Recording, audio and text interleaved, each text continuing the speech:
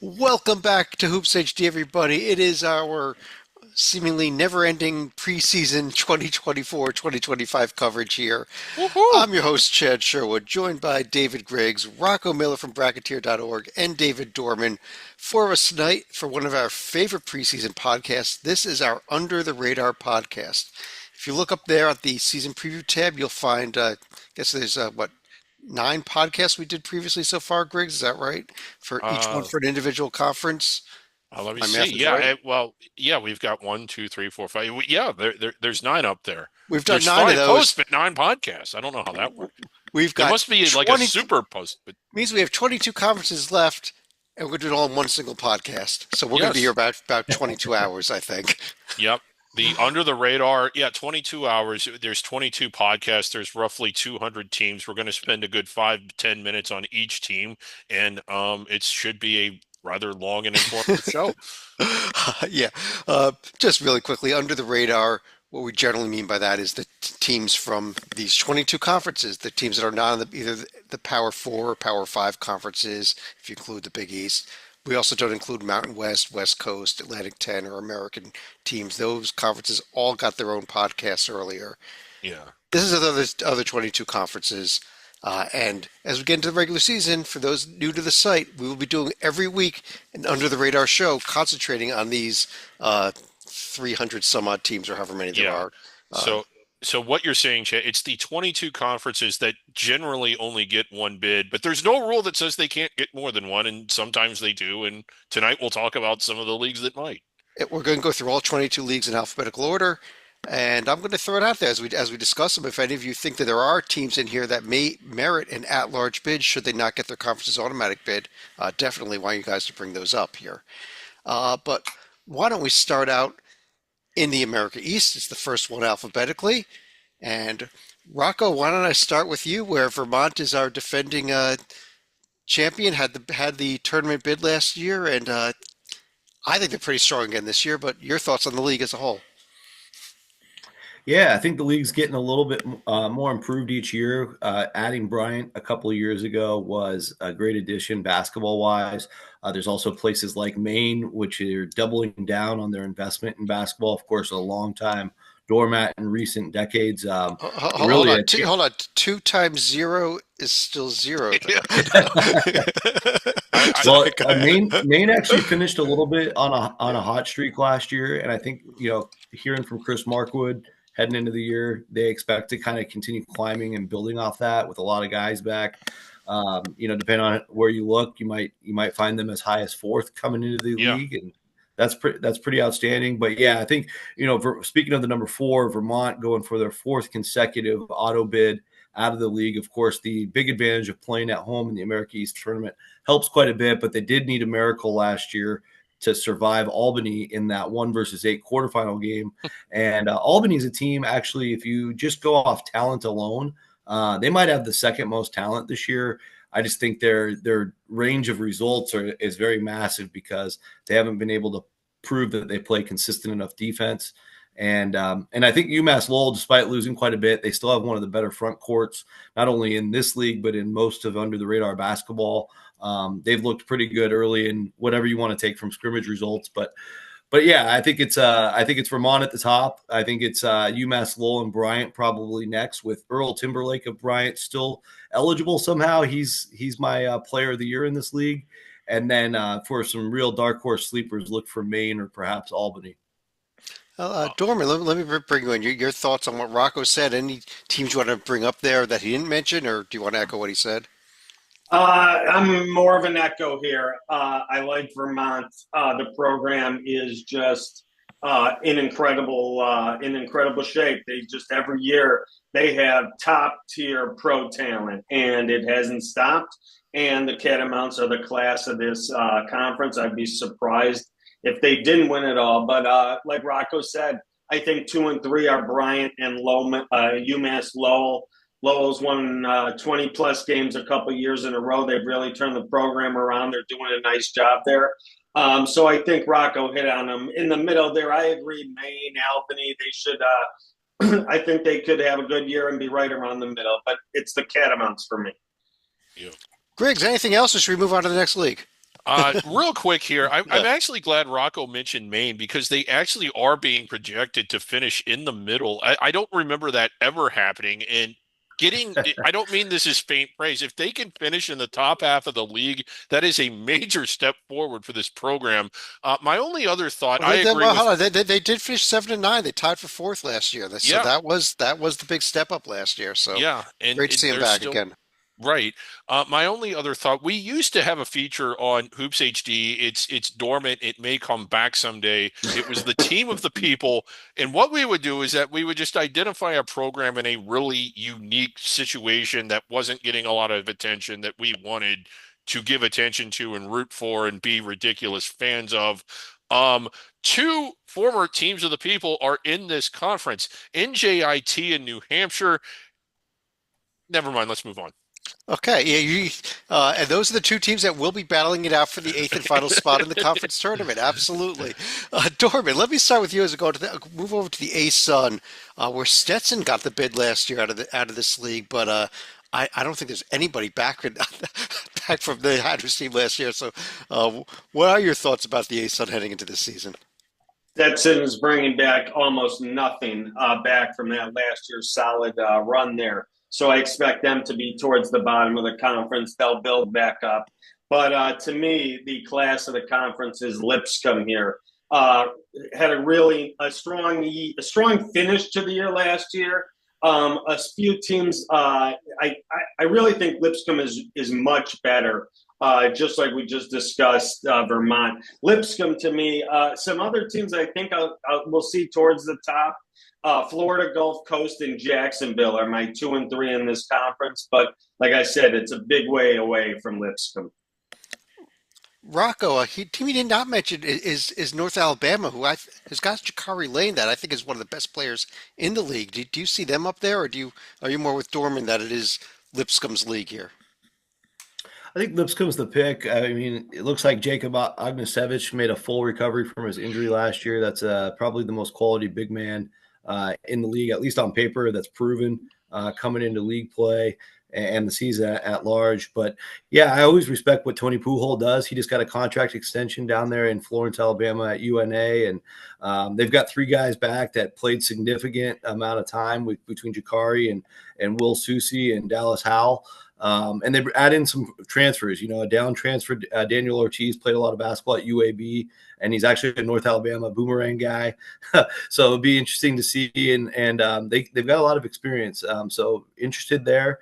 I think, in terms of Stetson, I just wanted to comment. There's a chance there's some rumors that Andrew Taylor is going to get eligible, the former Marshall star. And if all of a sudden Taylor's on the Stetson team, last I checked, he wasn't on the official roster, but word is he's going to be able to play opening night.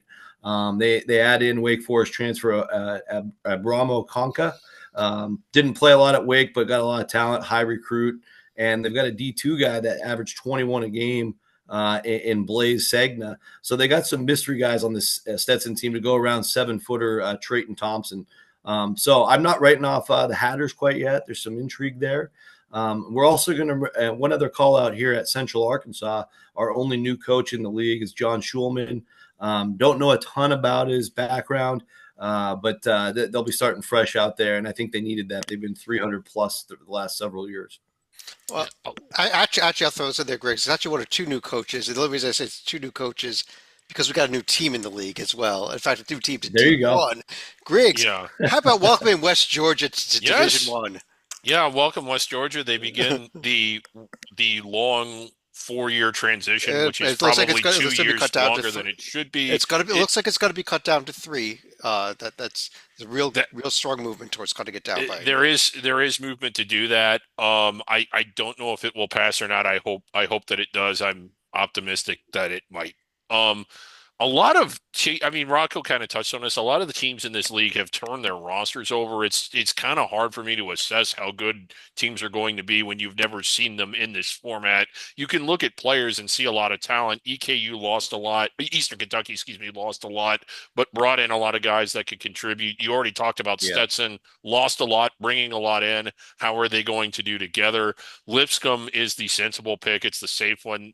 That's who I'm going to go with. But as far as teams to watch. I don't really know. I think West Georgia is going to probably be towards the bottom, but I don't, yeah. Well, I am going Yeah, that and North also, Alabama pick. I am Yeah. gonna do a little different. But go ahead, Rocco. I'm sorry. well, no, I was going to say it's also a miracle that Jacksonville, they were the big story in the ASUN tournament, coming from the 10 seed spot to knock off Eastern Kentucky, the 1 seed in the Yeah. quarterfinals, and make that run. And the big star was Robert McRae the fifth. Everybody thought he would transfer up a league or higher even. He went for, just to remind you guys, 31 in the first ASUN tournament game against Kennesaw, then 24 against EKU, and then 36 in the loss to Stetson by 1 point. Heartbreaker for the Dolphins, but he's back. So he's not only the ASUN player of the year, in my opinion, but he's also second team all under the radar, if you will. I've already kind of charted that out. So, Jacksonville plays that slow, annoying tempo, and they have a star. So, yeah, it's just another team to look out for this season. Yeah, so this could be a fun year in the ASUN. Griggs, the Big Sky Conference, Montana State got the auto bid last year, and two of their top three players back. Yeah. I'm thinking I'm with the Bobcats again this year. But what are your thoughts on the league? Yeah, they did get the auto bid. They were 9-9 during the regular season, but they certainly kicked it into gear at the right time.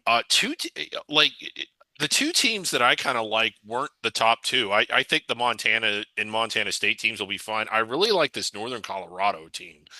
They have three starters back. I thought that they would be picked a little higher. They've got, Jerome Riley. I'm probably butchering his name. Brock Wisney, that make up a strong front court. I think they've got the pieces to actually be really good. And Weber State, again, was a team that kind of caught fire down the stretch. I think they won 8 of their last 10, and they've got a lot of the core of their teams back. So I like both of them, along with the Montanas, maybe even a little more. Rocco, is Gerard Riley on this Northern Colorado team this year? I thought he was gone, but maybe we get Riley some. should be back. It looks Oh, like is he he's on back? the active roster. Oh, he is Yeah. on the after. Okay, I was wrong on that. So I am then with you a lot more Griggs. I'm not so concerned then with you with on Weber State because I know that Dylan Jones, who scored about 30 points a game last year, is gone. But Yeah. Dorman, what are your thoughts on the Big Sky? I'm with Griggs. If it's not going to be Montana versus Montana State, I do also like Weber State. They got Okay. two real solid players. Tomley and three should form a real solid backcourt, and they can score and fill it up. I think Weber State has a chance to upset the apple cart with Montana and Montana State. Oh, Rocco, Yeah. but at the end of the day, though, that's kind of business as usual in the Big Sky, isn't it? Those at least two of those three teams being there. Maybe Montana State just the last couple of years. Yeah, I'm going with Montana. Okay. I actually think Montana State just barely for the regular season, but I like Montana a little more. I think they'll be the hungrier team in the Big Sky tournament, which is typically full of surprises. Yeah. And that's of course It was floor assuming sweepers. floor sweepers. There you go. Mhm. But that's assuming Money Williams can stay healthy, and he was a phenomenal freshman. I think for all of under the radar, halfway through last year, we had an episode where it was pretty clear that Money Williams of Montana and Malik Mack of Harvard, now of course at Georgetown, were the two best players, especially two best freshmen in under the radar. And now Money's still there, recovered from his injury. And a really good chance to develop into that sophomore year we talk about often. And they added in Joe Pridgeon, who played a bunch for like every CAA team imaginable, most recently Northeastern, and Austin Patterson, Malik Moore, a couple veteran transfers to go along with three other returning guys who have starting experience. So I think Montana's going to be the hungrier team, but I do think at Montana State, you have the brightest up and coming coach in Matt Logie, who's destined for a better job sooner than later. Yeah. One more thought, Chad, before we move on. Eastern Washington has been won 20 plus games the last 2 years, and I, for one, would like to wish them the best of luck in that new West Coast Conference with those new Wazoo uniforms they have. And that's also a good point. We got to welcome in Dan Monson from Long Beach State to Yes. Eastern. Yes. Yeah. Yes. Going back to his old roots, where his dad was a legend at Idaho, so there'll be a great one when Eastern plays at Idaho. And then Michael Sapil is going to take over interim coach Sac State. A late departure there, so we'll see if he can. He's a young guy with a lot of energy. We'll see if Sac State can make any noise. Rocco, this is why I love you. You just described the Eastern Washington Idaho game as a great one. It's the game of the year. It's the game of the year. I mean, the last time Idaho won a game in the NCAA tournament, Dan, his dad, Dan Muntz? Don was the coach. Yes. Yep. That'll be a big day. 8 miles apart, never been in the NCAA tournament for these Yeah. two teams. Wrong team, but we'll take it. Yeah, that's Wazoo in Idaho, but who is now Eastern Washington. So, yeah. Oh, same thing. Dorman, Big South Conference, where Longwood was your auto bid winner last year, but there's another team that's getting a ton of preseason love, including some votes in the AP preseason poll. But your thoughts on the league? This league, I think we're going to see a lot of good basketball. I think there's some really good teams in here. Asheville, UNC Asheville excites me. Winthrop, Longwood.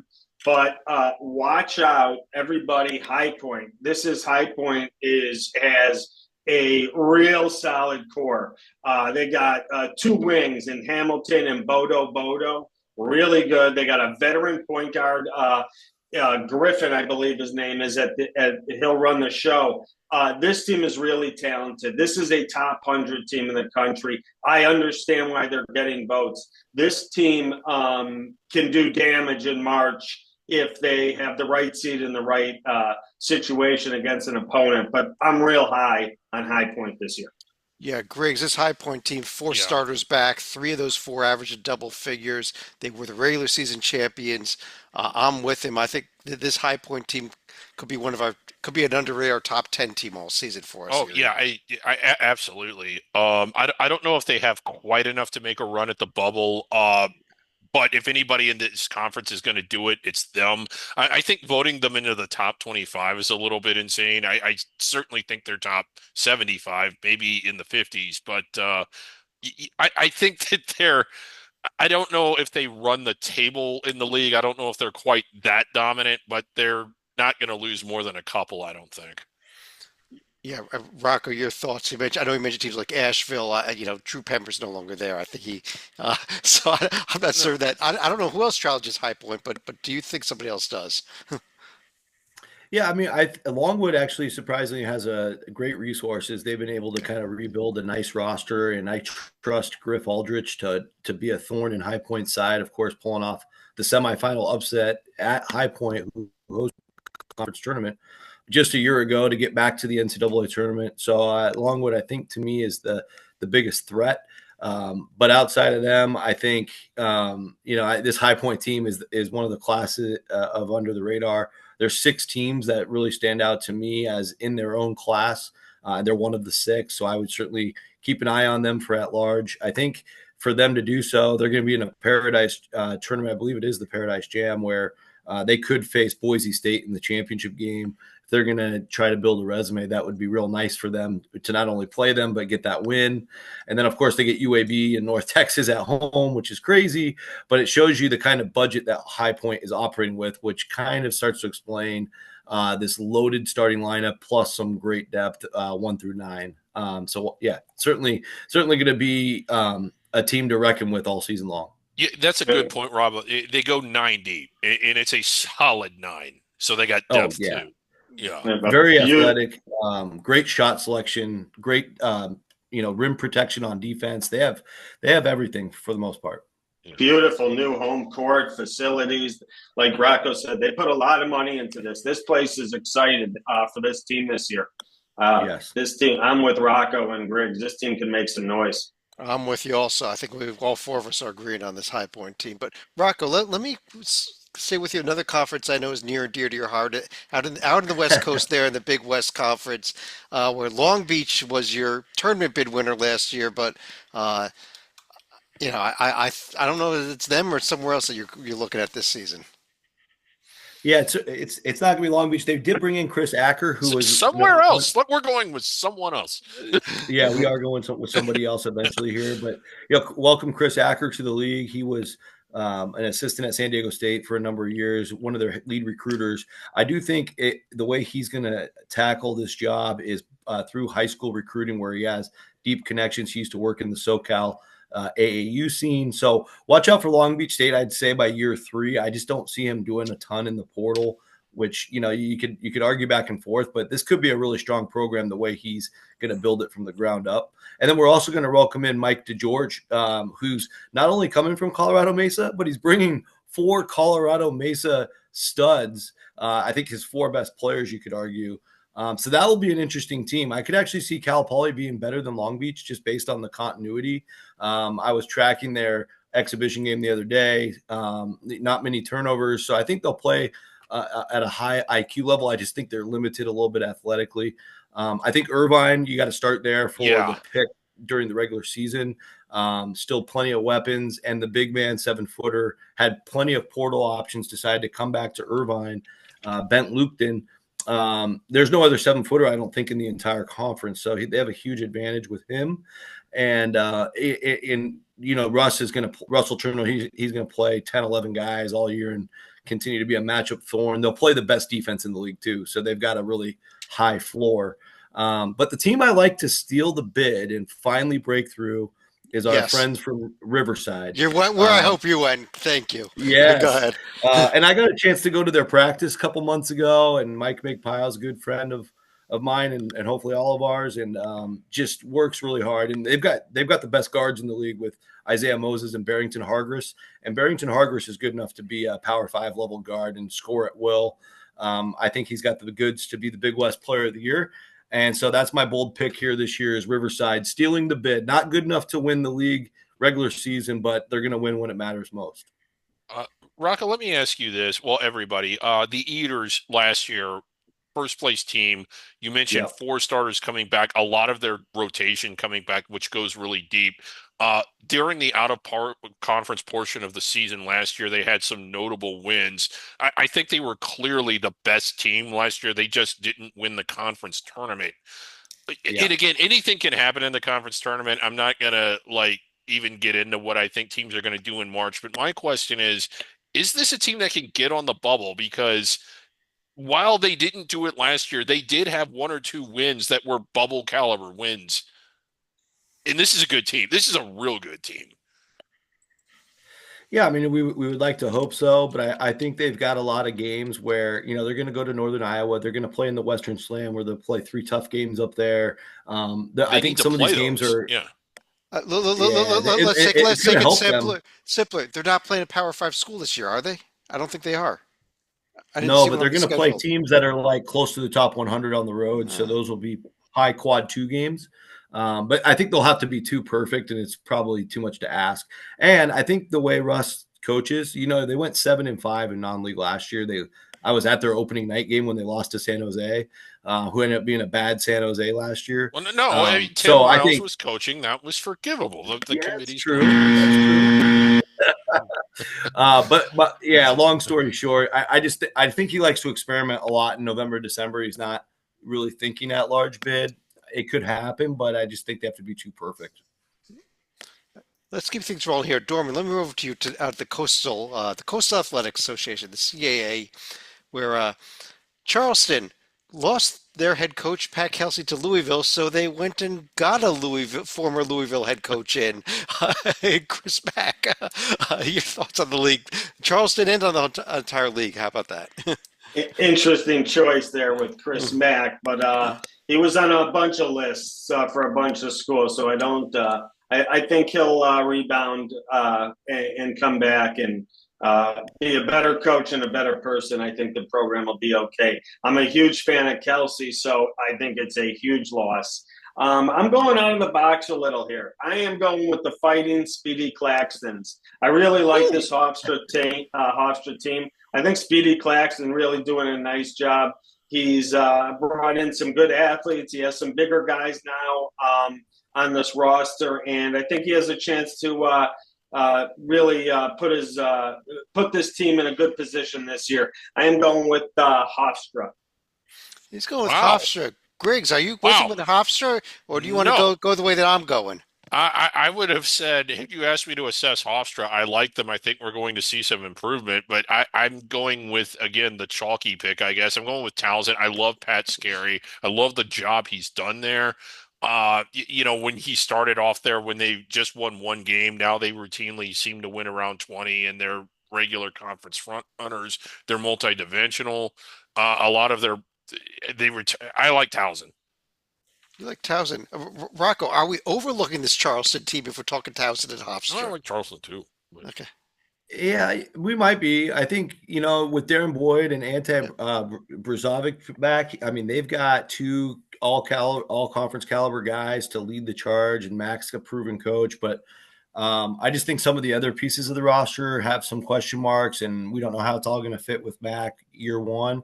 I agree with Griggs that Towson's a little bit more solid. They got the most solid coming back. I'm going to go Towson, but I think there's some interesting teams to look at here throughout the league. Like Dorman said, Hofstra's been a program, even though they have a lot of new pieces this year, where Speedy's got them improving each year. Wilmington has to replace a lot, but they're a program that's set the standard and continue to play excellent basketball. And I think the one that we really got to watch out for that's new to our CAA lingo is the William and Mary Tribe, who made one of the best hires, I think, in the entire coaching carousel cycle, which included 67 new coaches by hiring Brian Earl from Cornell after a terrific year.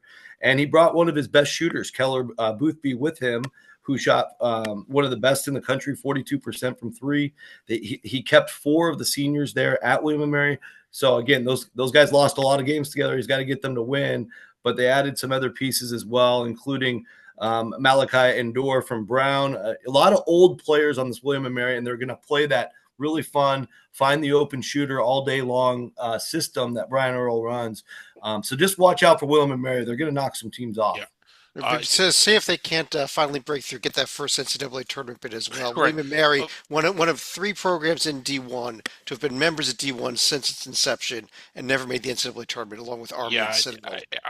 More William and Mary than probably what we were anticipating. I'm with you, Rocco, but the style that the new coach comes in with is so different than what we saw before. The slow down shoot. Cornell, they liked to run. I don't know if these guys can run faster than I can. And I'm with you over time. I just don't think it's going to happen this year. I'll tell you what, Griggs, let me stick with you though. Over in Conference USA, Western Kentucky was your bid winner last year. Yeah. Are you going with them this year? Are you going to go somewhere else?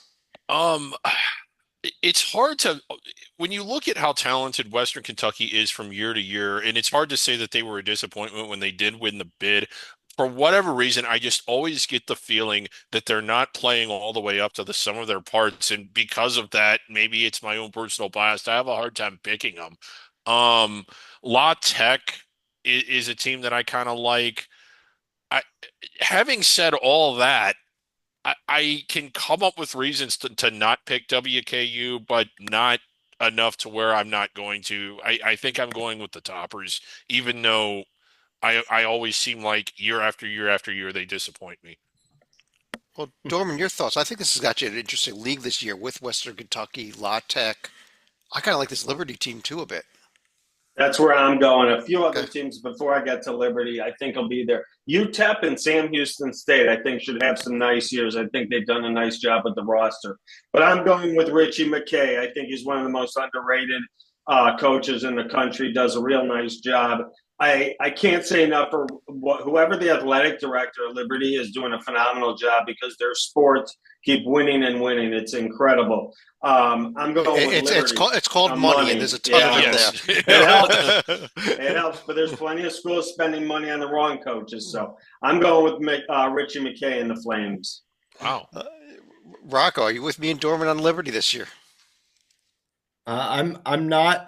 They need to prove. I know they've tried to address some of their athleticism shortcomings from last year. They really got exposed in this league from an athletic standpoint, going up against really athletic defenses such as Sam Houston and Louisiana Tech. Let's not forget that the Sam Houston Bearcats won the regular season title surprisingly, and they swept Louisiana Tech.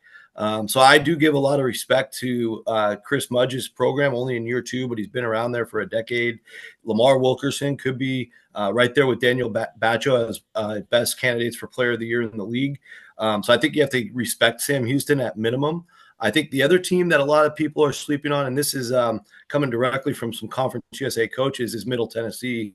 And I like them almost every year this time of year. But they always get snake bit by injuries. So let's see if they can finally put it together. Justin Porter's fully recovered from that. I'm sorry, Cam Weston's the one who's recovered from the ACL. He's looked good in practice. Justin Porter, they got him back despite him going to the portal and trying to move up. Buford's still there. And then Kamari Lands comes over from Arizona State, and Isam Mustafa from TCU. That's their starting five. That's a really nasty starting five. All of them either fifth-year seniors or older. And then Jacob Johnson off the bench with Counter and Oglesby. They're all fifth-year or older guys. So if somehow Middle Tennessee finally stays healthy, this could be the surprise team in the league, I think. One more quick note, Conference USA does welcome in Kennesaw State this year coming over. I don't think any of us really expect the Owls to contend, but they've looked good. They've looked good early. They just took down Chattanooga in a nice little scrimmage. Rocco, let me go back to you though for over the Horizon League, where we saw Oakland had the great year last year, including the first round upset at Kentucky. But I know they lost a lot of pieces, and I think we got a real interesting league this year in the Horizon. Yeah, we do. And we got 5 new coaches, Chad. So let's start with our friend Clint Sargent, who's been at Wright State as an assistant, gets the big promotion. They still got some nice pieces. Wright State, I think, will contend. Same thing at Youngstown State with Ethan Faulkner taking over for the departed Jared Calhoun, who did a phenomenal job. I've known Ethan for a while, and I think he'll be able to step right in. But I think their roster did take a hit. And then, of course, one of the bigger national stories with Doug Gottlieb taking over at Green Bay. Let's see what that experiment looks like. But he did bring in a phenomenal scorer in Anthony Roy, who just went for 46 points and 12 threes in their exhibition game. We'll see if any of that's got any substance to it later. And then our 2 favorite doormats, Detroit Mercy and IUPUI, now known as IU Indy, welcome in Mark Montgomery and Paul Corsaro, respectively. So a lot of changes in those 5 programs, no doubt. Plus, Oakland lost pretty much everybody to the portal. Oh, however, boy. they still have Greg Campy, so you can't count them out. And outside of all that, Purdue Fort Wayne, probably the best backcourt. I still love Rasheed Bello. Jalen Jackson's there, might be the best player in the league coming back. And I think Milwaukee is going to be really tough. I really do. And I'm torn between Fort Wayne and Milwaukee, I think, for my pick. I would have gone Northern Kentucky. I think they got enough back, but I think a really key loss was their defensive coordinator and head assistant coach, Eric Hout, ended up going to Utah State with Jared Calhoun, that Horizon relationship to run the defense in Logan, Utah. So I do think Northern Kentucky's defense will take a tiny step back without Hout there. And so, yeah, I guess I'll go Purdue Fort Wayne, but I'm still struggling with it. Purdue Fort Wayne was my pick as well. Dorn, you have any thoughts on the league? I'm with you guys on Fort Wayne. The Mastodons, Bello and Jackson, a tremendous duo. But as Rocco said, Trey Robinson in Northern Kentucky is a stud. And if he gets going, he can carry them. So Northern Kentucky, I think, will be heard from before this is all said and done. But I'm going with Fort Wayne. All right. Griggs, over in the Ivy League, I think we're set for a pretty interesting year, beginning with a lot of preseason love that I've seen for Princeton, as well as we got Yale coming back off of their first round win over Auburn last year. But your thoughts on the conference? I like those 2 more than anybody else, and I like Princeton out of those 2. You know, they won 22 games a year ago. These were all my backup schools, by the way, so I have a very strong connection with this league. Like, had I not gotten into the community college I did, I would have probably picked one of the Ivies. But I just like this Princeton team. With Xaverian Lee coming back, I don't think that he's just a strong player in the Ivy League. I think that he's one of the better players in the nation, or could be averaging. I think he averaged over 17 points a game. While the Tigers do lose 2 starters, I think that the kind of program they have, it just builds people up to be able to step into those roles. I could see Princeton making a run at the bubble, and I kind of thought that they weren't that far from it last year either. But Yale is another team that, if one of those 2 schools gets the auto bid, I think that they're a dangerous game in the round of 64. I think they're both capable of winning a game in that round. Uh, Another thing beyond that, there's just some changes. I like Brown, just not as much as those two. I think those two kind of run away from it, but there seems to be a definite division between the top four and the bottom four of this conference as well. First of all, Dorman, let me get your picks, and then Rocco, I have a question for you about the league. I love the guard play, like Griggs mentioned, with Lee and Pierce. Pierce is a Chicago area kid who I got to watch in high school and just plays. He really is a great feel for the game, and I really think he's a team player, and he moves the ball well, and he got a lot of time as a freshman. And I really like Mitch Henderson's squad this year. I think that backcourt will be good enough, really good, because I do think I agree with Griggs. This is a very good league. If it's not Princeton, I think Yale and Cornell are the three above the rest. But I'm going with Princeton. Well, Rocco, let me go to you here because this team, Griggs very briefly mentioned them. I want to get your thoughts on it. With Keno Lilly there at Brown, who, by the way, will be hosting the Ivy League tournament this year. I'm not picking them to Pillow win the. Center. But I don't know that I'd pick Brown to win the conference. I think Princeton and Yale are above them. But your thoughts on it? How this Brown team could be dangerous at Ivy Madness and could seal a bid. Yeah, I mean, I was there all spring and all summer until we got the really bad news about Nana Owusu-Anane, one of the best offensive rebounder in the Ivy League, Yeah, one of the best big men. He's out for the season. yeah, I know that, but I still think there's pieces here. But go ahead. Yeah, I agree. I think Cooley's good. Obviously, Lily's a potential star, and they'll put up big numbers. But I just think this league is really really good, really really deep. I agree with Griggs. There's a little bit of a drop off after Princeton and Yale. They play a very elite brand of ball with depth. But I think Columbia with Geronimo Rubio de la Rosa, one of our favorite players, back. 14 and a half a game. That should get up to about 16, 17 a game this year. They got everybody back. Jim Ingles hasn't made the IB4. All the pressure in the world at Columbia for them to make sure they get into the top four. They're going to be feisty. Pennsylvania, finishing seventh last year, does not sit well with anybody around there. And I don't mind.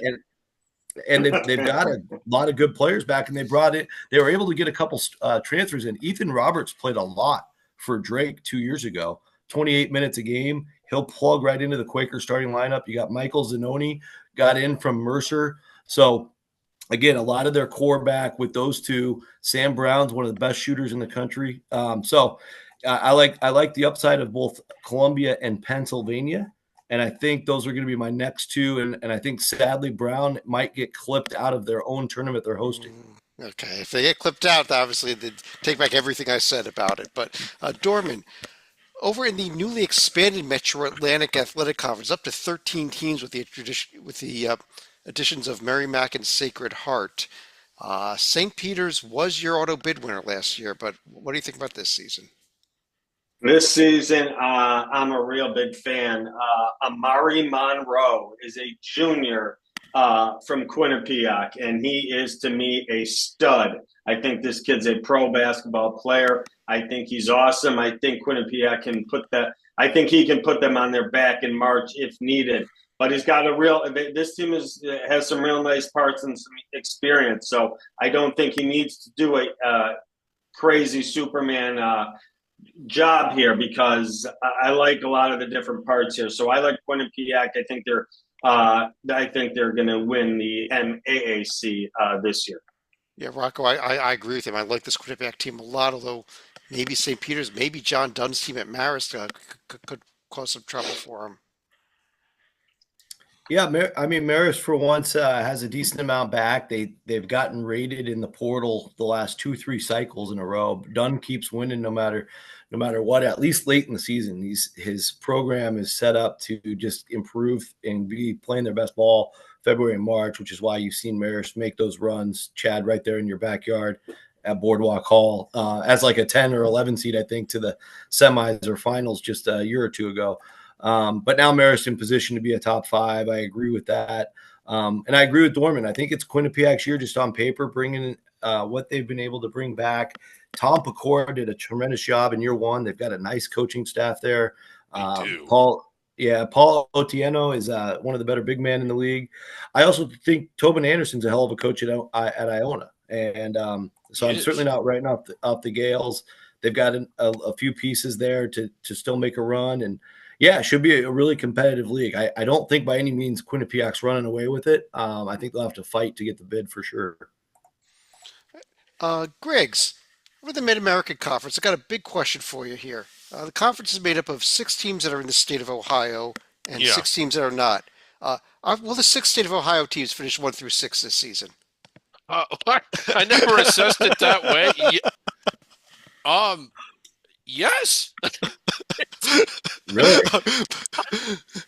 There might be one team that's this thing's in there, but go ahead. Well, really, for reality, they'll give you your thoughts on the MAC this season. The one thing about this league is that it's super competitive. It is hard for anybody, no matter how good they are, to run through it. You might remember, although it seems like forever ago, when Buffalo had those teams that were in the top 25, they would still not be able to run through conference. Somebody would get them every now and then. I do like Ohio a lot. Like their last 7, they won. They were really strong down the stretch. Jeff Bowles, I think a lot of him as a coach. They returned several double-digit scores. I think they have experience. I think they have depth. They're a team I really like, under the radar, top 10-ish. You can't write off Kent State and Akron, the wagon wheel. Toledo, last year's first place finish is going to be good, but I don't think as good. They have some parts that they have to replace, but Ohio used my pick. I think that this is their year to really do something, and I think they're dangerous aside from just being the top team in the MAC. Rocco, were you saying something? Not Okay. not yet. I thought you were disagreeing with him. I'm sorry, but if you want to go disagree with him, go. Feel free to. No, the 6 teams in Ohio thing is very interesting. Yeah. Ball State, but Ball State and Miami of closer Ohio after you said it. might be the two that mess us up there. But Yeah. I mean, I think the 3 that I like the most, I will pick Ohio to win the regular season, although I'm a little nervous about that because Bowles sometimes tinkers with lineups and doesn't mind taking a few January losses to be better in March. So we'll see how that plays out. Toledo looked a lot better than I thought they were against Michigan the other night. I know it doesn't mean a lot in a charity exhibition, but they've got length and size across the floor. They're already running Kowalczyk stuff really well with the 2 poached players that they got from non-Ohio MAC schools in Seth Hubbard and Isaiah Adams. And so, yeah, and I think Javon Simmons is a candidate to be player of the year from Toledo. But the pick I have to win the MAC tournament is Rob Senderoff's Kent State squad. I do love Vaughn Cameron Davis. He is, in my opinion, the player of the year in the league. He was in the portal, had chances to possibly go up, decided to come back. And Jalen Solinger's still there. I mean, what a steady hand he has been over his career. And apparently he's back after getting kicked out at Furman. So as long as he can keep his head straight, his numbers are terrific. I think Senderhoff's got a great relationship with him from my conversations with him. And I think they'll be good in the front court as well. Anthony Morales had a nice set of numbers and experience at Boston U. And they got a wing player from Presbyterian, Marquise Barnett, who, Presbyterian doesn't win a lot of games, but he played in the Big South, 31 minutes a game, almost 15 points a game. So Kent State's about 8 deep, maybe 9, depending on the guy from the JUCO and Jamal Sumlin. So looking forward to Kent State. And I just trust Senderoff's pedigree. He knows how to win in Cleveland. Dorman, the MEAC conference. There's only 8 teams in this league, but I feel this could be a real competitive league this year. I think so too. I think there's 3 better than the rest. I'm on UNC Central. Look for UNC Central, Norfolk State, and Howard. Howard's my 3rd team that can make a run for this regular season title. I do think they're, I don't want to say head and shoulders above the rest, because there's a South Carolina State and a Morgan State that I think are in the middle of the group. But my pick, I'm going with UNC Central this year. I think they have I think they bring back some pieces that will help them, and I think they have the most talent. But See, this is going to be a tight group here. I love teams with a lot of returning starters, especially at this level. And we've got that, of course, Norfolk, Morgan, South Carolina State, all with four starters back, um, three or four starters back on most of these teams, which is why I think we've got, Griggs, I think we might have six teams with a shot to win in this 8-team league, or at least five. Yeah, it does have that feeling that it's wide open, and it isn't wide open in the sense that like you just don't know what's going to happen because of all the roster turnover. It's wide open because of what you said. A lot of teams that showed moments of promise last year return a lot of their core key contributors and are expected to be better this year. So it's one of the few leagues, and you wouldn't think that it would be this way about the MEAC that actually has quite a bit of stability, and you might know a little more about it coming into the year than you do most of the other ones. Now, of course, we are talking about a league that's probably on its way to Dayton for the first four Right, yes, with the yeah. champion, but it should be a fun league this year. But Rocco, Missouri Valley Conference, talk about a league that should not be on its way to the first four unless it gets a team in the first four as an at-large qualifier, which might be possible. Yep. Uh, That'd be beautiful. Yeah. I think we got three, four, maybe four teams to discuss in this conference. Well, first of all, maybe Hopefully a lot more, but yeah, we can do that to start the year. go ahead. Well, yeah, no, I think it's gonna be a great league once again. Unfortunately, at the start of the year, we don't have like that shiny toy that we're used to having, like a top 50 or a top 40 team that we can just bank on. If there is going to be one, Bradley's the easiest place to start, just because Duke Dean and Darius Hannah are back to lead with a bunch of other vets. And Zeke Montgomery came over at a key player from Rhode Island at the A10 level. And you can count on Brian Wardle playing some of the best defense in this league. That's certainly going to be the case with Hannah back. He's a guy that's 1.3 steals a night, 1.2 blocks a night, and probably the best rim protector perhaps in the league that we know about. But all these schools, as you guys know, are committed to basketball excellence. And Yeah. there's definitely going to be surprises. I think the big story in the league coming in is Ben McCollum, the guy that several schools have tried to hire out of Northwest Missouri State, and Division II, multiple time national champion. He even had interviews at Texas Tech a couple cycles ago. And Drake ends up landing him, shows how good of a job Drake is and how desirable it is. Also a little closer to Missouri, so not too big of a move change for him. But all the things I'm seeing, I got to see Cam Maniawu for Wyoming last year. He's just a superb freshman freak phenom. And now he's going to come and play at Drake for his sophomore jump. That's exciting. He's got three of his best players from Northwest Missouri State. Bennett Sturts, I think, is good enough to be all Missouri Valley. And every time I look at Drake, they just keep going up and up my rankings. I've got him third in the league. Northern Iowa is the team I think that we probably all have penciled in as maybe second, with Titan Anderson and Trey Campbell in the mix and some pretty good transfers, including Leon Bond from Virginia, Max Rieswald from D2 Northern Michigan, an all-star at that level. There's going to be a lot of good basketball. That's just scratching the surface. This also could be the year Murray State makes a big move. So watch out. That was my surprise team. I was Me about to too. ask you about him. Steve Prom. I like this Jacoby Wood, Nick Ellington. I think that this Murray State team could be the team to steal some stuff this year. But Dorman, you had some comments on them. I'm right with you. I know it didn't work out at Iowa State, but Steve Prom knows how to make it work in Murray State. I think he's finally got his guys in there. I agree with you. Jacoby Wood is a stud. But I also agree with Rocco. Bradley, to me, it's their year. I'm a big Brian Wardle fan. I think this team has been rising recently, and they're finally old enough, and they got their pieces in play and didn't lose it too much. Also, Ben Jacobson, who we were real high on when he became a coach, and it seems like a while ago, but I finally think he's got his the Northern Iowa program in a really good place, and I look for them also top three in this Missouri Valley this year.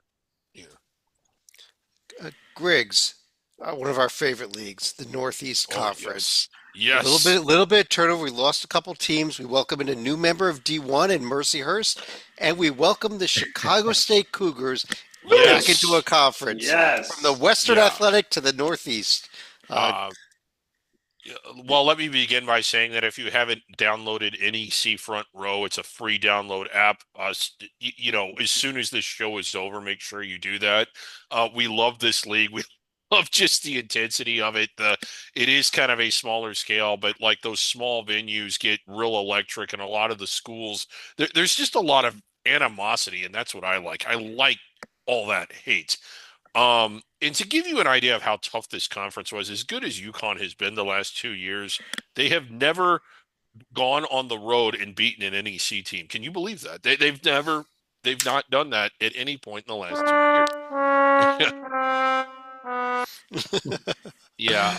Uh, Um, in terms of who I like in this league, it's kind of hard to not go with Central Connecticut. They were the first place team a year ago. They did not get it done in the conference tournament, but considering that they do have two starters back and they bring in enough to where I think that they're going to be the front runners in the league again, but it's always so hard to tell.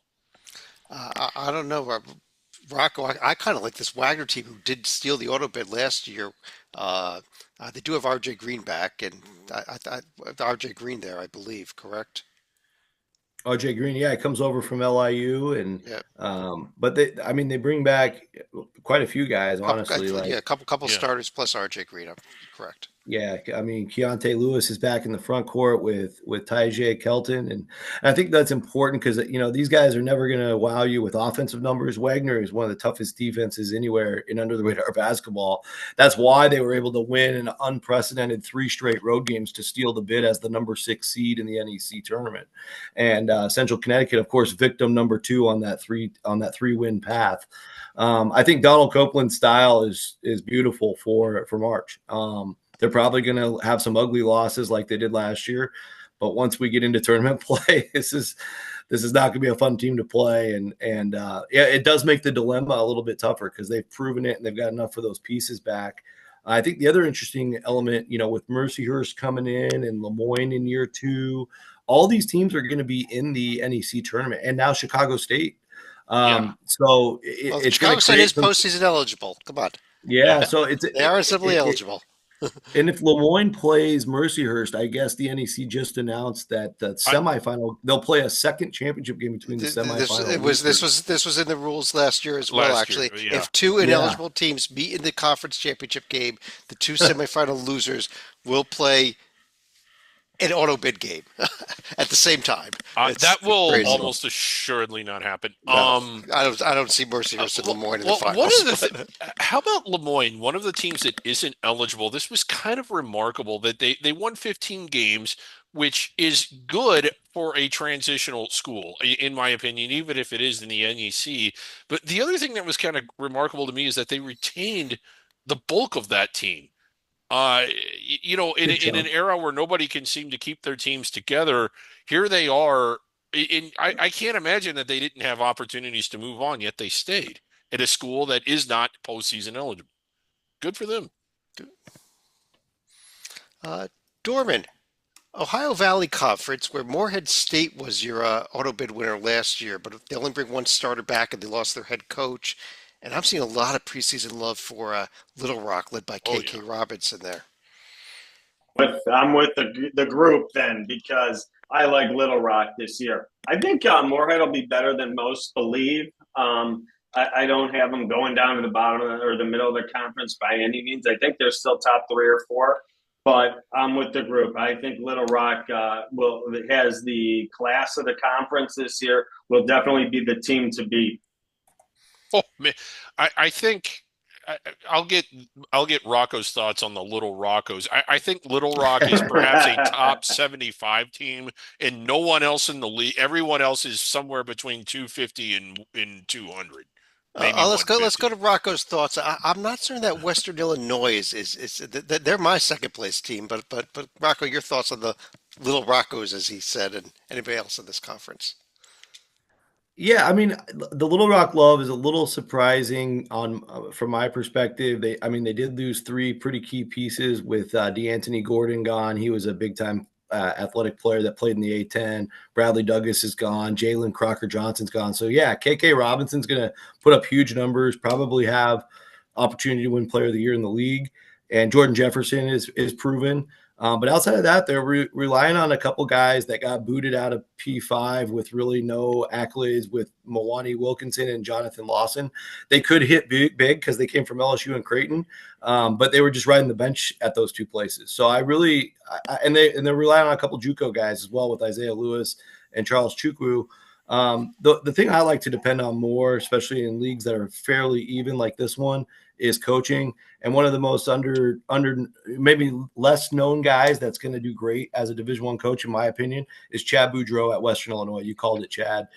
Your fellow Chad here. He was a JUCO rock star coach. So a lot of casual fans wouldn't know a lot about that, but he plays a lot of complex zones.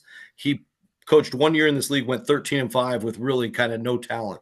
Now he's got a few guys back. He added eight new guys from the portal, mostly from. It's a nice mix of D2 All-Stars and guys from bigger programs. And he retained Ryan Myers, Roderick Payne, and Tay Knox, who plugged nicely into the starting lineup. I just really trust his system. And the guy just knows how to win games. So I feel like whether they win the regular season or not, I'm not sure. But I got them winning the auto bid. I'm with you. I like this Western Illinois pick here. Let me stick with you, Rocco, the next conference, the Colgate Conference. I mean, the Patriot League. Chad, you skipped the Pac-12. Okay. Rocco, over the Patriot League, I looked at this conference. I think this is one of the more wide open conferences heading into the season that we have. I don't know if you agree with me or not, because I think Colgate, maybe the rest of the league kind of almost catches up to Colgate this year. Yeah, there's a great chance of that, I think. And there's a couple teams I like outside of Colgate. I think with Matt Langell and all the winning he's done, it's really kind of silly to doubt that. So they're going to be up there, no doubt. You can't pick against them, but no. But I think the best player in the league. I think the best player in the league is Matt Rogers, a grad for American, and he averaged 16.3, 6.2 boards, almost 2 assists a night, and they've got almost everybody back. They lost 3 guys in the portal that nobody averaged more than 13 minutes a game, and the one guy, Lorenzo Donidio, left the roster. But besides that, they got everybody back. And Dwayne Simpkins, kind of like Chad Boudreaux in the OVC, Dwayne Simpkins is in year 2. He had a winning record in year 1, 10-8. Patriot League's not easy to navigate when you're new. They have a lot of older players. I'm going American to win it. But the other team I like is Bucknell, and they also have a good core back. I got the opportunity to meet with John Griffin III several times throughout the offseason. Really impressed with his vision for the program. And you look at Bucknell's schedule, they're going everywhere. They're going to Gonzaga. They're going to Kentucky. They're playing a bunch of big games. They're playing in a hard tournament. And I just think these guys are going to be tough as hell by the time we get to Patriot Ball. And he's got a vision to get Bucknell to the top of this league in a heartbeat. They might, in fact, do it this year.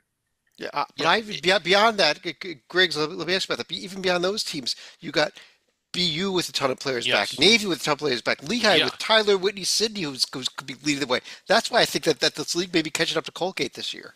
I think it is too. Like you had last year, you essentially had a 4-team logjam in second place. Now they were 100 miles away from Colgate. I think Colgate finished 6 games ahead of that 14 logjam. But a lot of those teams, including, I want to say it was an American, Boston U, Bucknell, and was it Lafayette?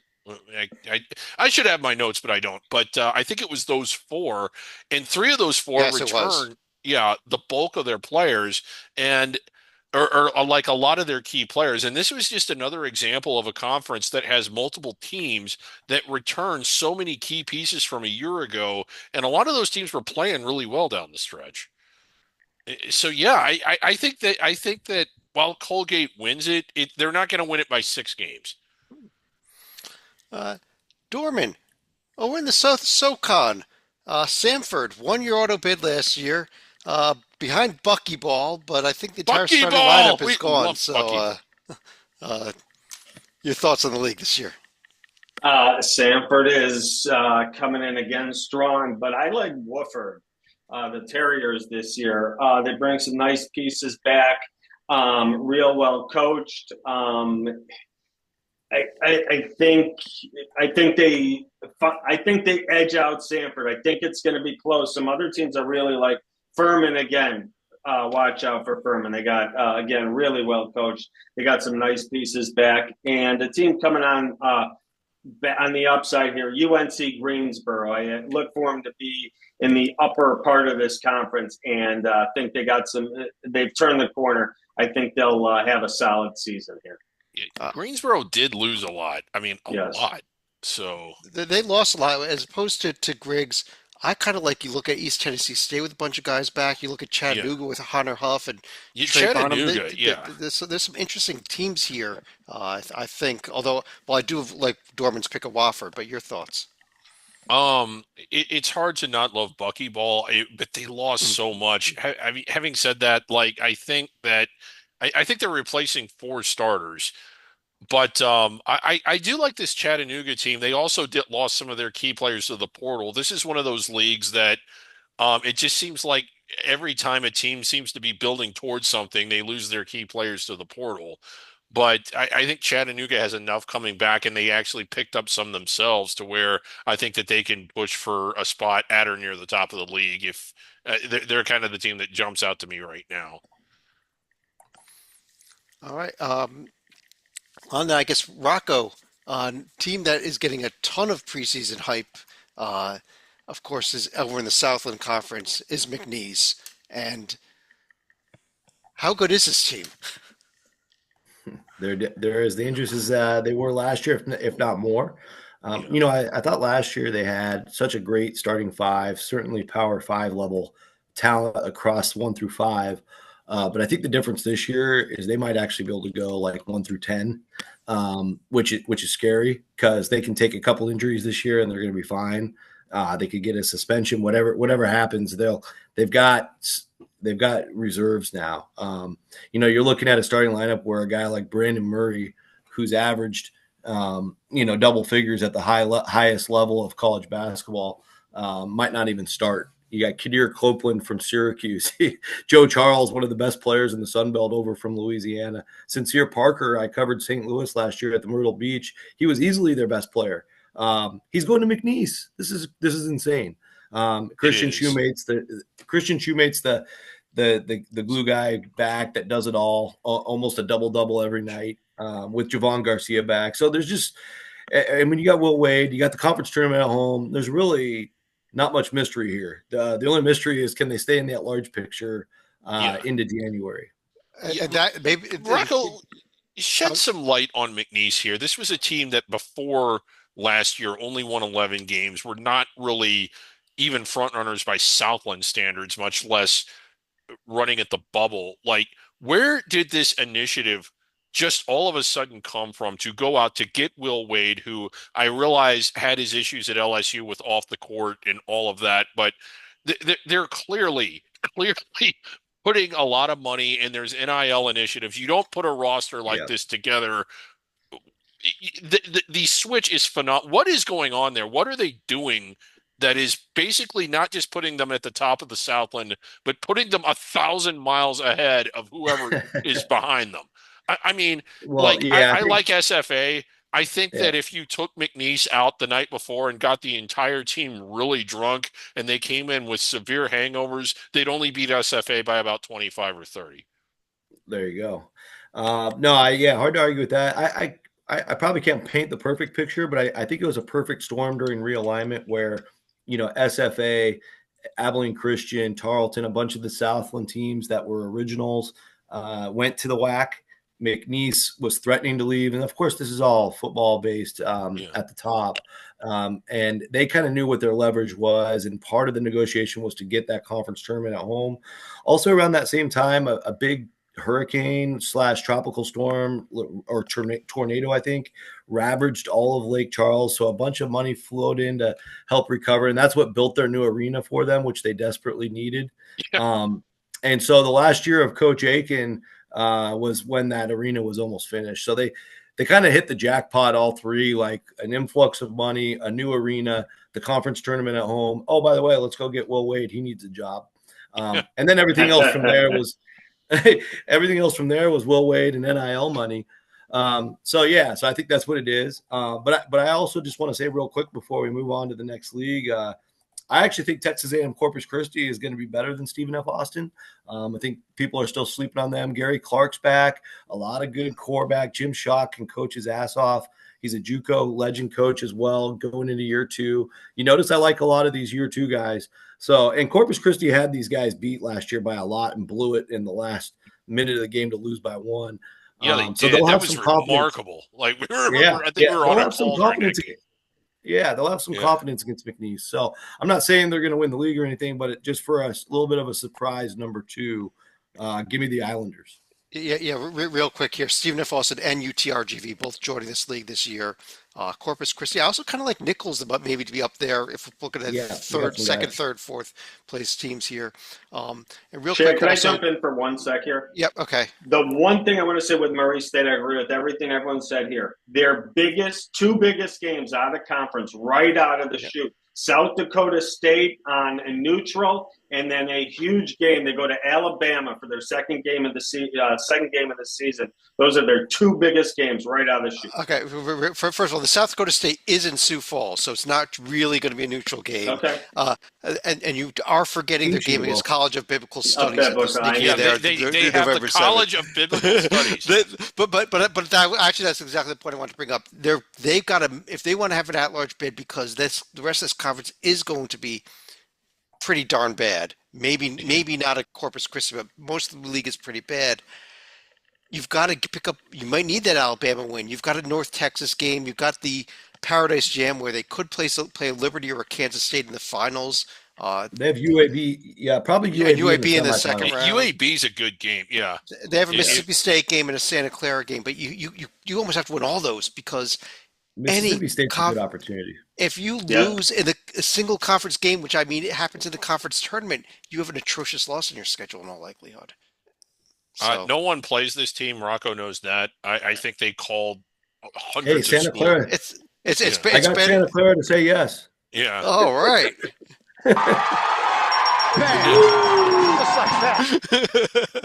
All right, let's move on. Dorman, the Southwestern Athletic Conference, Grambling won it last year and was played in the first 4. What are your thoughts about this year? Griggs and I were really pulling for that.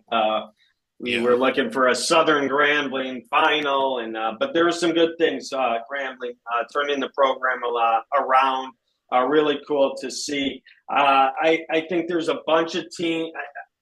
Nothing would surprise me here. I think there's a few teams probably at the bottom of the conference, but a Grambling and a Southern, again, right there, I think they'll be in the mix. Alabama State and Texas Southern, as always, will be right in the mix. I'm going to pick Texas Southern, but nothing would shock me here. I think a lot of teams with a lot of the same ability and talent right around there. Sometimes you got to go with coaching, and it's hard to go against Johnny Jones here. You got it. Griggs, Grambling does have 3 key starters back. Alabama State has TJ Madlock, who's one of the best players in the league. Your thoughts on who wins this? I kind of like Grambling is the one that kind of jumps out at me too, but I do like Texas Southern. It seems like that they always kind of come on strong. My only other thought is Mississippi Valley State was on our board last year. You might recall as the centenary winner. But they got that one win later. Rocco, over in the Summit League, South Dakota State was in the tournament last year, but have nobody back, and maybe we're going away. Are we going away from the Dakotas this year? Going to a team that does not have a Dakotas name to pick it? That's where I'd like to go, but what do you think? Yeah, I mean, I think there's a lot to like about Kansas City, and maybe even a bounce back year for Oral Roberts as well. They're going to be a little bit due. They've made some improvements, I think. But yeah, Kansas City's got a lot of guys back, and Jamar Brown's probably a good candidate to be player of the year in the league. Anderson Kopp, he's played a lot of basketball. I can't believe he's still eligible. He's been around a long time, played in the Big Ten. But yeah, they've got a lot of key pieces. Menzies did a great job getting them. They were one of the hottest teams in February last year to get the 2 seed in the conference tournament, and then I think they got bounced pretty quick. So they'll have revenge on their mind. I just always have a difficult time, besides that one year when Oral Roberts was unbeatable, picking against the Dakota team in the Pentagon for the conference tournament. And I like Eric Henderson a lot as a coach. I think South Dakota State, even though besides Kalen Gary, they do have Oscar Clough. And if you watched Wazoo at all, they made the second round of the tournament last year. Oscar Clough was their heart and soul. I have no idea how South Dakota State pulled him out of the portal, but he's going to be unstoppable in this league as a big man. He'll both defensively, he's going to take a ton of charges, and he's going to collect a ton of boards. And he's going to make some big time offensive plays down the stretch. He's a clutch player, emotional leader. And outside of that, they've got a bunch of other key role guys, as they always do. Isaac Lindsey comes down from Wisconsin's bench. So, yeah, I think South Dakota State still finds a way, and I know it's boring, to win the conference tournament. Dorman, do I'm going. you want to go somewhere else? Yeah. I love I Kansas am. City this year also, but go ahead. I'm going somewhere else. I'm going with the Tommies. I'm going with St. Thomas. I Not, think not, they not, not NCAA eligible, unfortunately, but to Yeah. win the regular correct, season. Okay. but we They can can win the win it. regular season. I think Kendall Blue they got is as good as anyone in the conference, and I think the Tommies can make a run at this regular season title. Yeah, I wouldn't it count out should North be the Dakota, last North year of their Dakota State. transition, but it I is. wouldn't count out North Dakota State also. Now, if they change the rules, it will become the last year of their transition. So we'll see. Maybe not, right? Because they had to get the waiver to come up all the way from Yeah. 3. The rule proposal. This is their fourth year. Yeah, it So is. if the rule proposal passes, that will Won't be matter. they will become eligible next year. If the rule proposal does not change, they'll have one more transitional year. Okay. But Griggs, the Sun Belt Conference, where James Madison picked up a first round win even over Wisconsin last year, but they've lost a lot this offseason. Yeah, they have. They've lost a lot. App State, I mean, I still think App State's pretty good. I was a little surprised they didn't get a little more love in the. Yes. Good. Yeah, but what about Arkansas State? They're kind of a team that I like. I certainly love their coach, and it seems like that they've returned a lot of their key players. They were on fire down the stretch last year. They went all the way to the championship game before losing to you know James Madison, who you just mentioned won. I don't know why I couldn't remember that. So I kind of like them. But another team I kind of like too, maybe more than James Madison, is Troy. They're kind of I know that that's kind of a surprise team, but they've managed to win 20 games the last of the 3 seasons. They have 3 starters back. And certainly, like, we do like Scott Cross. We thought that he would get it going there eventually. And this year, I think it's the best team that he's had since he took over there. I kind of like the Trojans. Yeah, Rocco, I actually think it's pretty wide open because there's a couple other teams, including Texas State, that I like as well. But your thoughts? Yeah, there's a lot of good upside teams, throughout the middle of the pack, and I just, I'm with Griggs mostly here. I think first of all, Arkansas State, they just operating at a different level in Yes. terms of the talent they've acquired. Kobe Julian was all Sun Belt first team for Louisiana. They went ahead and just brought him right over. No big deal. Yeah. And they got Taryn Todd back, Darian Ford, DeAndre Dominguez in the middle with Isaiah Nelson. This is a rock star team, and they got way better last year. And that's a credit to Brian Hodgson coming from Nate Oates in Alabama's partnership, and they were together at Buffalo. They schedule basically with the same mentality, just play whoever, however, whenever. And they'll actually, I think, play Alabama this year. And so, they're going to be so well tested. They were 4-8 going into Sun Belt last year, and they just kept getting better and better and better every week. And by the end, they were dangerous. They got to the championship game of the tournament. I think outside of them, I agree with Griggs on Troy. My surprise kind of dark horse. Don't know how high to pick them all the way, but I really like what I saw at the end of last year from Georgia Southern and another Nate Oates prodigy and Charlie Henry. And I think they've got some good building blocks with Eugene Brown back and Aaron Banks back and some good transfers. I think they're going to sneak up on people and maybe finish top 4 in the league. Wow, that would be sneaking up. Dorman, one last conference. It's the Western Athletic Conference, and we've got to talk about the Grand Canyon Lopes here because I think this is another team that could toe the bubble, especially with the fact that I think they put together a pretty decent non-conference schedule involving some pretty big names. And Arizona State, Georgia, Stanford, Western Kentucky, St. Louis. A lot of At La Tech. games. La Tech. Yeah, Yeah. they're going to have But some big games there. They're going to need to win some of them because I think this team is really loaded. This is my under radar team of the year. I think Grand Canyon is, when I made my list, sitting right around in the high 30s. So about 37 they came in with some wins on some of those teams you just brought up, Chad. They can start to move up. The conference isn't terrible. They're not going to get knocked for Seattle, Utah Valley, Abilene Christian. Not their RPIs and some of their metrics are not going to be terrible. So I think Grand Canyon can stay in the mix all year if they can get some of those out of conference wins to start the season.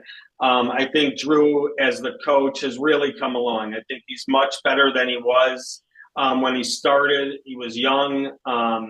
At his alma mater at Valpo, and I think he's done just a much better job there. The atmosphere for the games is second to none. That place is absolutely off the charts, and the students get right into it. They're right on top of the court. I love everything that's going on here at Grand Canyon, and I think a big year is coming. I agree. Yes. Rocco, I think you had a little bit of love for, was it Arlington in this conference also this year? Yeah, I like what KT Turner's doing. Again, here we go again, another year two coach. But they got all the way to the finals in year one. Surprised some people by knocking off Tarleton in the semis. And Brody Robbins, I'm sorry, not Brody Robinson's not back. He's new from JUCO, but Talbot's back, and so is Wilson's Douglas. back. Yeah, they're only real two returners, but the what they did in the portal I thought was tremendous. Deontay Smith was one of the best players in the Southland at Nichols last year. He basically plugs in right as the alpha. And Darius Burford had a great career at Illinois State. And so Arlington's really put some resources towards some old guys. Troy Hepstead, you might overlook him because he played for Maryland Eastern Shore last year. But if you look up Ken Palm, all MEAC, most efficient players, Hupstead was one of the top 5 MEAC players, a 13.5 point per game, 8.5 rebound guy. I think they're going to have some Bulldogs in the paint with him and Lance Ware coming from Villanova.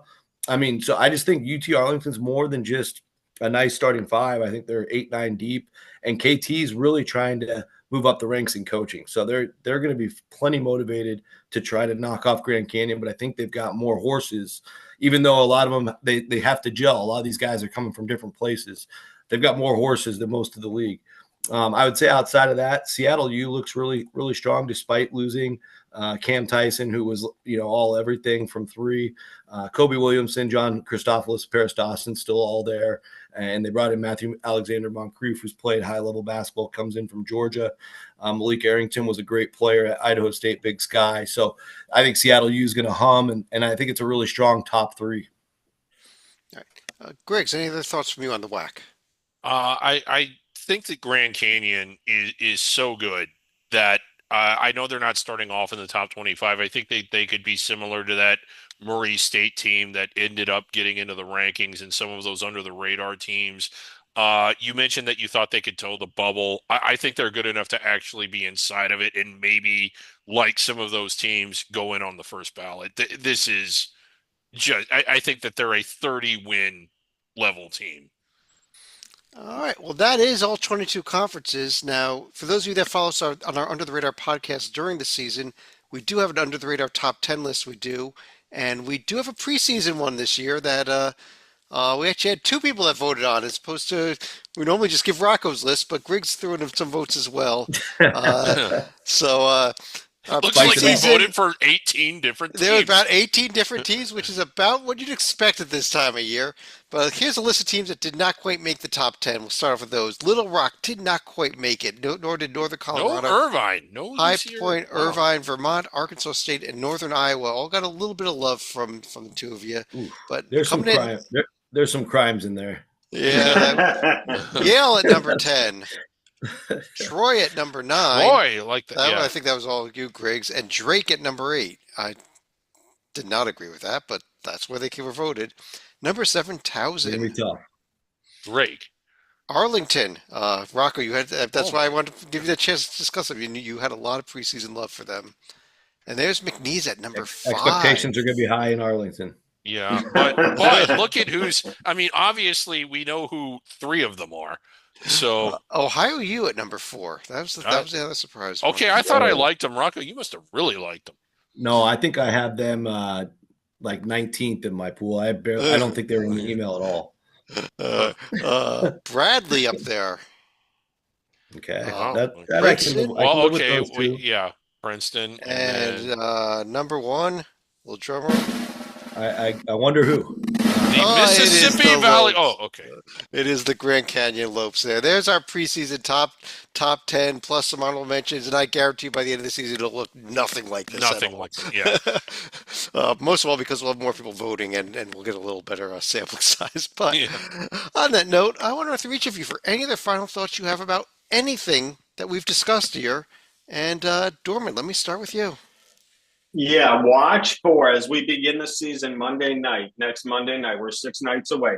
Experienced, well-coached teams that bring back players from the program. These are the teams that everyone's going to say, I can't believe they're going to beat a lot of these I don't want to say a lot. There's going to be some really good games, tight games, and there's going to be some games where these teams knock off the power conference teams, because a lot of these power conference teams are bringing in 4, 5, 6 guys that haven't played together yet in games, that aren't experienced with each other yet, that aren't experienced with the coaching staff.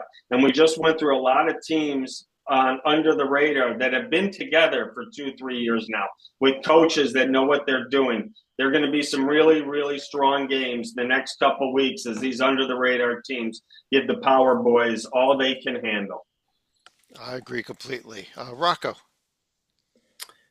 Yeah, I want to get back to the Patriot League, and talk about the continuity that we saw throughout those rosters. I don't think there's much of a secret to it. We've seen the Ivy League start to take off in the NIL and portal era. Really, the Patriot League, very similarly, as you can tell, academic first institutions for the most part, or military first in the case of Navy and Army. They're not losing guys to the portal. There's a lot of the players, even the best players in the league, are more focused academics or other motivations. And in the Patriot League, you can actually keep grad transfers. So getting a Matt Rogers back and Bonini over at Navy. You look at the rosters at Lehigh and Lafayette, 2 teams we didn't really focus on too much. We've already covered American Bucknell, Colgate.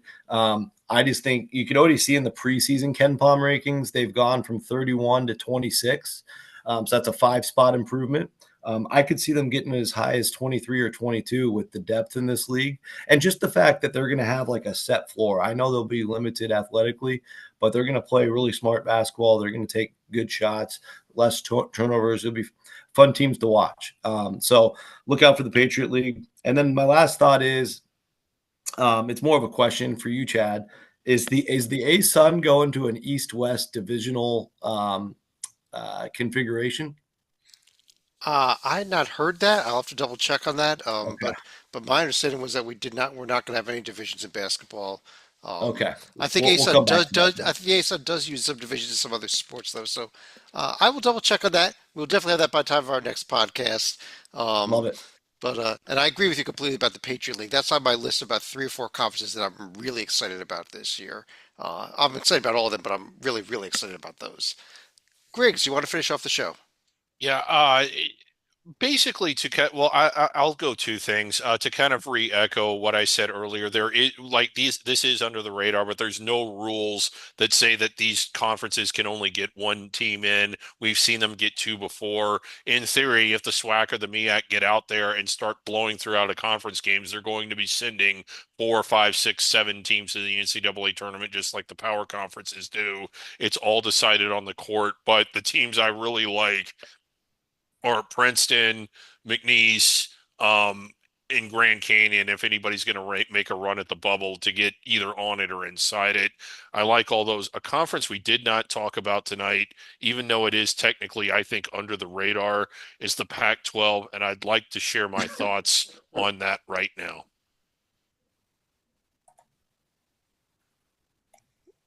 And? Oh, I figured it. I was just wondering how long you would let me sit here silent because there's nothing to talk about. Right. Okay. On that note, I do want to thank everybody for joining us. We are going to be back. Actually, we're going to come back tomorrow night with our preseason bracketology podcast. We'll be revealing a preseason bracket that our good friend John Salika is working on as we speak. That's why he's not here Yeah. tonight. Hard at work at it. But Right. and then I think we're going to have one podcast next week in the early in the season, and then beginning the second week of the season, we'll be on at least twice a week, if not 3 times a week, if not every night of the week. Who knows? Right. But on behalf of David Griggs, David Dorman, Rocco Miller, check him out at Brocketeer.org as well, and on Field of 68, and on X, and on about every other podcast you can find, and at every basketball game Yeah. that's going to be played. Rocco's going to 468 basketball games this year. Can't On wait. Tuesday night. I'm sorry, on Monday night. I'm Chad Sherwood, though. Thanks for joining us, and we will talk to you again real soon.